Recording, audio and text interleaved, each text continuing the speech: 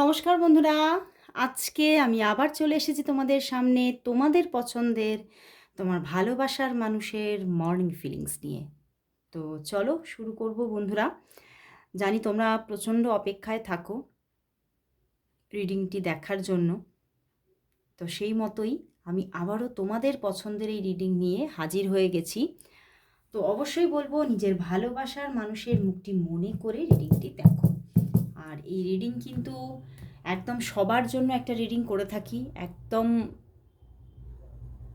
মনের মধ্যে কোনো রকম কোনো চিন্তা ভাবনা যে আমার এটা দেখাটা উচিত কি না, বা এটা আমার জন্য কোনোভাবে কাজ কর্ম মানে কাজ দেবে কি না, এরকম চিন্তাভাবনাগুলো না রেখে তুমি মনকে সংযত করে দেখো।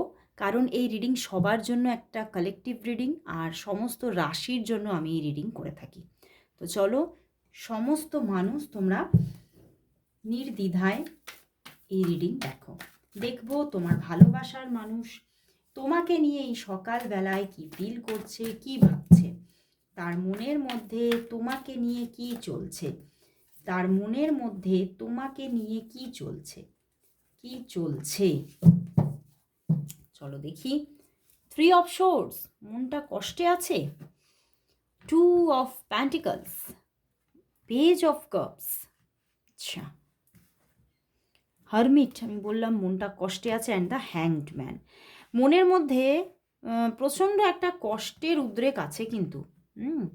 এদিকে মনের মধ্যে তোমার জন্য কিন্তু একটা যেন সেই মনে হচ্ছে যেন ভালোবাসার কুঁড়িটা মনের মধ্যে কিন্তু ফুটেই আছে, কিন্তু সেই ভালোবাসার কুঁড়িটাকে তিনি কোথাও ছিঁড়ে ফেলে দেবেন, নাকি মনের মধ্যে তাকে বড় হতে দেবেন, সেটা নিয়েই ভাবছেন। কারণ কোথাও এই সম্পর্কটা নিয়ে উনি খুব মানে একটা নেগেটিভিটি ফিল করছেন।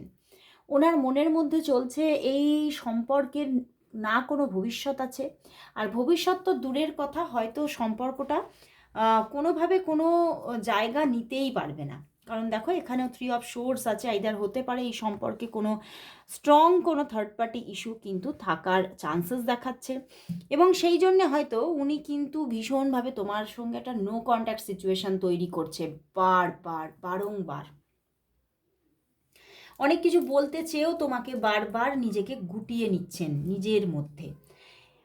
অনেক সময় মাঝে মধ্যে আজকে সকালবেলায় ভেবেছেন উনি যে চলো আজকেই কল করি, আজকেই মেসেজ করি, একটু কথা বলি। কারণ মন একদম ভালো না, একাকিত্বে রয়েছে মন, মানে নিজের মধ্যে যেন ভেঙে পড়ছে। এবং মনের মধ্যে দেখো এতটাই ওনার মধ্যে ম্যাচিউরিটি কাজ করছে যে মনটাকে যে উনি কখনো কখনো তার মানে এই যে তোমার প্রতি ভালোবাসাটা আছে সেটা যে মানে বহিঃপ্রকাশ মনটা করাবে, সেটা করতে দিচ্ছে না তার মনের ম্যাচিউরিটি। ওনার মন না ভীষণভাবে একটা ম্যাচিওর জায়গাকে গ্র্যাব করেছে। এবং দ্য হ্যাংড ম্যান, উনি কিন্তু কোথাও কিন্তু তোমার মায়া থেকে আবার বেরোতেও পারছে না। উনি ভাবছে অনেক কিছু, উনি নেগেটিভ হয়ে আছে, কিন্তু তোমার মায়া থেকে সম্পূর্ণভাবে বেরিয়ে যেতেও পারছে না। উনি কিন্তু বারবার তোমার মায়াতেই আটকে থাকছেন। এবং উনি মনের মধ্যে সিদ্ধান্ত নেওয়ার কথা কিন্তু ভাবছেন যে আইদার আমাকে এখান থেকে পূর্ণভাবে মুভ অন করে যেতে হবে, আর না হলে আমাকে রিলেশনশিপে যেতে হবে। না হলে আমার মধ্যে থেকে এই যে একটা মানে একটা অচলাবস্থা তৈরি হয়েছে, দেখো হারমিট আর 2 অফ প্যান্টিকলস। উনি কোনো কিছুতেই ওনার ভালো লাগছে না কিছু, উনি সবসময় ওনার মধ্যে মানে একটা ভেঙে পড়ার একটা মানে মনের মধ্যে একটা ভেঙে পড়ার একটা এনার্জি আছে। সবসময় মনে হচ্ছে আমি কষ্টে আছি, দুঃখে আছি, মানে মনের মধ্যে কিছুই ভালো লাগছে না, মানে কোনো কিছু কারো ভালো কথাও ভালো লাগছে না। এবং কোনো ভালো জিনিস বা ভালো বস্তু বা কোনো ভালো খাবার ওনার মনে আনন্দ আনতে পারছে না। উনি কোথাও কিন্তু সকালবেলায় তোমাকেই খুঁজে বেড়াচ্ছে। কিন্তু উনি দেখছেন যে হয়তো উনি তোমার সঙ্গে হয়তো এদিকে খুঁজে বেড়াচ্ছেন, তোমার কথা ভাবছেন, কিন্তু হয়তো উনি আবার নিজে থেকে সেইভাবে কথাও বলছেন না। মানে ওই যে আমি বললাম ওনার মনের এমন একটা ম্যাচিউরিটি তৈরি হয়েছে যে উনি পদক্ষেপ নিতে গিয়ে হাজারবার ভাবছে, একটা পা বাড়াতে গিয়ে হাজারবার ভাবছে। এই মানে সেই ব্যাপারটা দেখো পিছনেও মুন কার্ড, মানে খুবই মনের মধ্যে একটা অবসাদে ঘিরে আছে।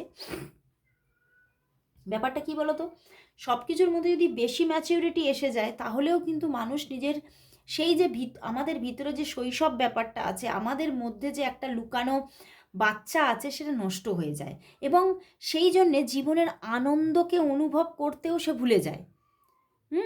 ইচ্ছাটা প্রবল হয়ে থাকে কিন্তু সেটাতে পা বাড়াতে পারে না। তো সেই জায়গা থেকেই কিন্তু মানে ওনার মন যে পজিশন গ্র্যাব করেছে, দেখো এটা বলবে কি করে, দেখো কোথাও অনেক মানুষের লালন পালন, অনেক মানুষের পরিবেশ, অনেক মানুষের সমাজ মানুষকে বিভিন্নভাবে তৈরি করে।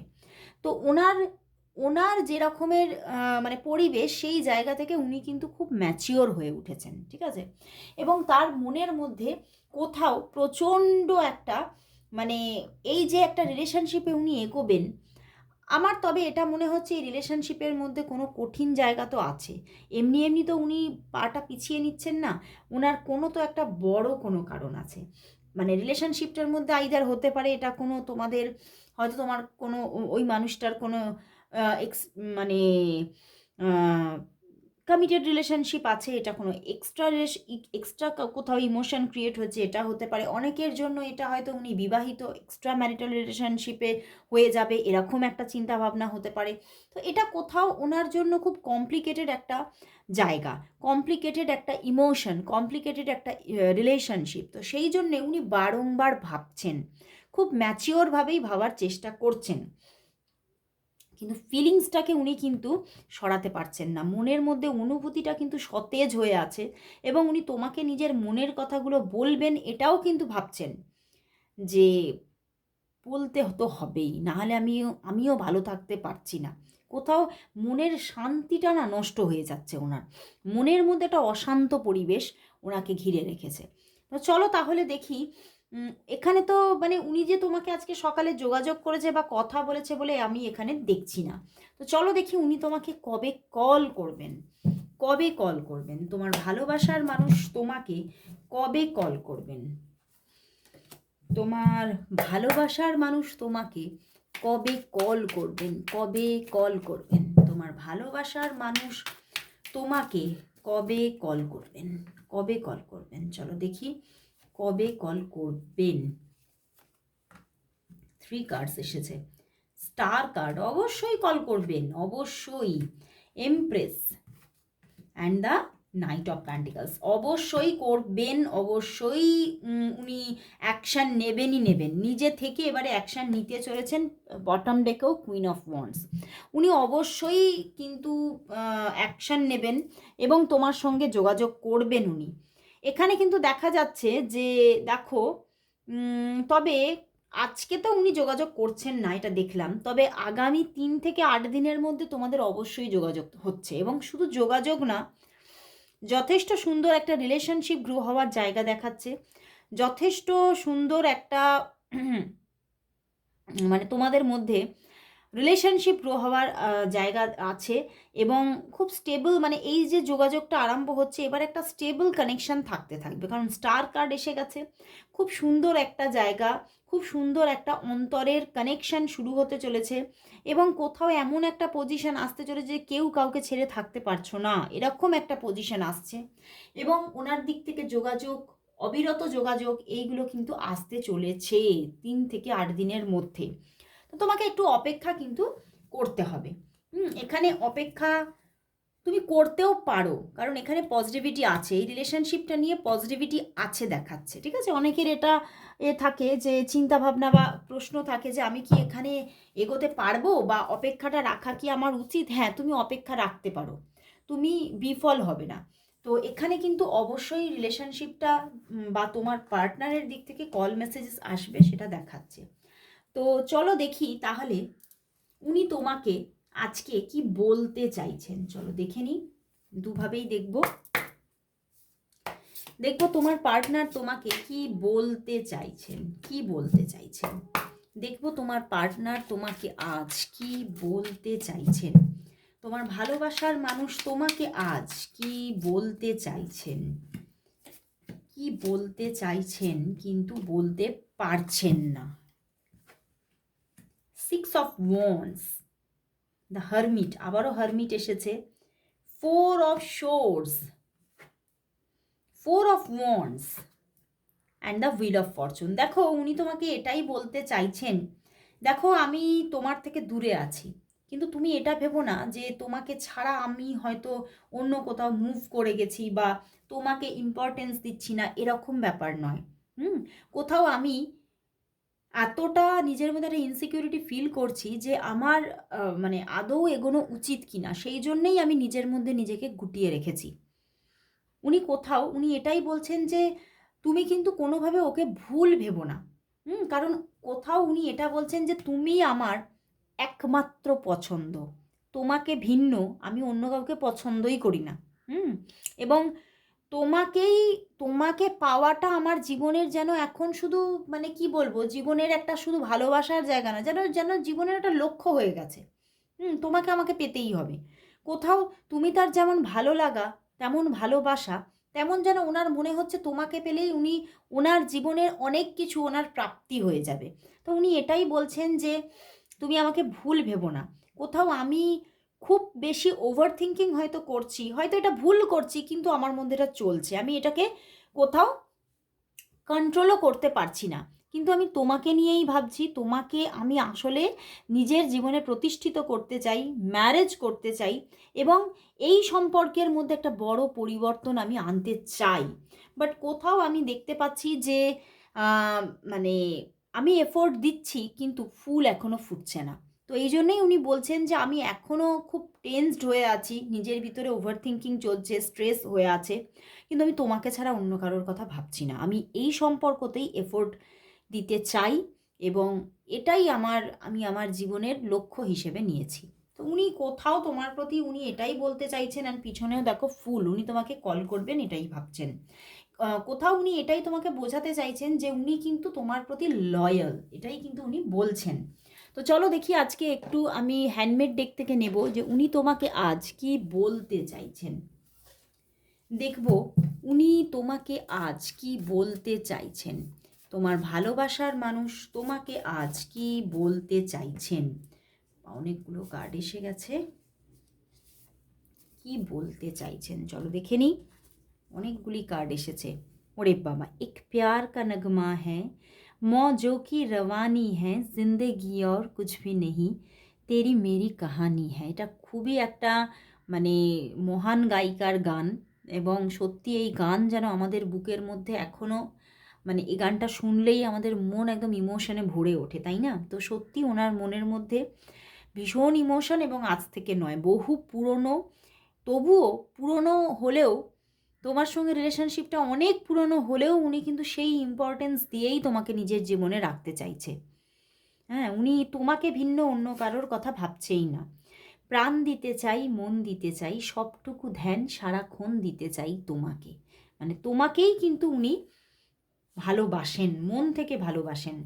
হাম তেরে বিন আব রেহে নেহি সকতে, তেরে বিনা ক্যা ওয়জুদ মেরা, মানে কত বড় কথা যে তেরে বিনা ক্যা ওয়জুদ মেরা, মানে তুমি ছাড়া আমার কোনো অস্তিত্বই আমি ভাবতে পারি না। মানে তোমার প্রতি কোথাও সত্যি উনি খুব লয়াল হয়ে পড়েছেন এবং তোমাকে ভীষণ মন থেকে ভালোবাসছেন। আমি অন্য কারোর কাছে কমিটেড, আমি ফিরতে পারছি না, আবার তোমাকে ছেড়ে ভালোও থাকতে পারছি না। আমি বললাম না, এরকম কোনো একটা ব্যাপার আছে। আমার জীবনে পিছনে অনেক খারাপ কিছু ঘটেছে, তাই ভয় পাচ্ছি নতুন সম্পর্কে জড়াতে, কিন্তু তোমাকে আমার খুবই পছন্দ। দেখবে কথা, মানে দেখছো কথাগুলো কতটা কানেক্টেড। আমার খুব কষ্ট হচ্ছে, তবু কথা বলবো না, কারণ তাহলে এই কষ্ট আরও বাড়বে, ভালোবাসার আগুন আরও বাড়বে, সেটা সহ্য করা আরও কঠিন। মানে এই যে উনি কথা বলছে না, এটারও কোনো কারণ আছে। আজ প্রথম দেখার কথা ভীষণ মনে পড়ছে, সত্যি সেদিন তোমাকে খুব সুন্দর লাগছিল। সেই একটা গান আছে না, প্রথম দেখার দিনটারে ভুলতে কি আর কেউ পারে, প্রথম দেখার দিনটারে। এই গানটাও কিন্তু অনেক পুরনো, তাই না? মানে কোথাও আমার এটাই ইনটিউশন আসছে, তোমাদের রিলেশনশিপটা বহু পুরনো, এটা খুব নিউ কোনো রিলেশনশিপ নয়। মানে আইদার ইনি তোমার এক্স হতে পারে, বা পুরনো কোনো বন্ধু হতে পারে, তার থেকে একটা ইমোশন ক্রিয়েট হয়েছে, বা অনেক দিনেরই রিলেশনশিপ, এটা কোনো প্রবলেম হয়েছে, এই ব্যাপারগুলো কিন্তু এখানে আছে।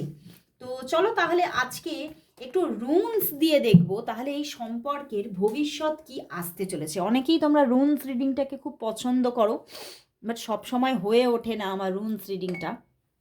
চলো আজকে আবারও নিয়ে চলে এসেছি। তো দেখব তোমাদের সম্পর্কের তাহলে ভবিষ্যৎ কি আসতে চলেছে। রিলেশনশিপ যে যোগাযোগ আসছে এটা কিন্তু দেখিয়ে দিয়েছে। তো চলো এখন দেখব যে রিলেশনশিপের ভবিষ্যৎ কি। প্লিজ ইউনিভার্স তুমি দেখাও এই সম্পর্কের ভবিষ্যৎ কি, এই সম্পর্কের ভবিষ্যৎ কি। দেখো এর নাম হচ্ছে, এই রুনসটার নাম হচ্ছে জেরা আর্থ। জেরা আর্থ এ এই রুনসটার মিনিং হচ্ছে সাইকেল বিগিন এবং রাইট অ্যাকশন, মানে ওনার দিক থেকে অ্যাকশন আসতে চলেছে এবং এখানে একটা নিউ সাইকেল বিগিন হতে চলেছে। ওয়াও, দারুণ জায়গা। মানে সত্যি ফিউচারটা যে একদম কোথাও মানে ইউনিভার্সে ক্রিয়েট হয়ে গেছে এটা একদম এখানে দেখিয়ে দিয়েছে।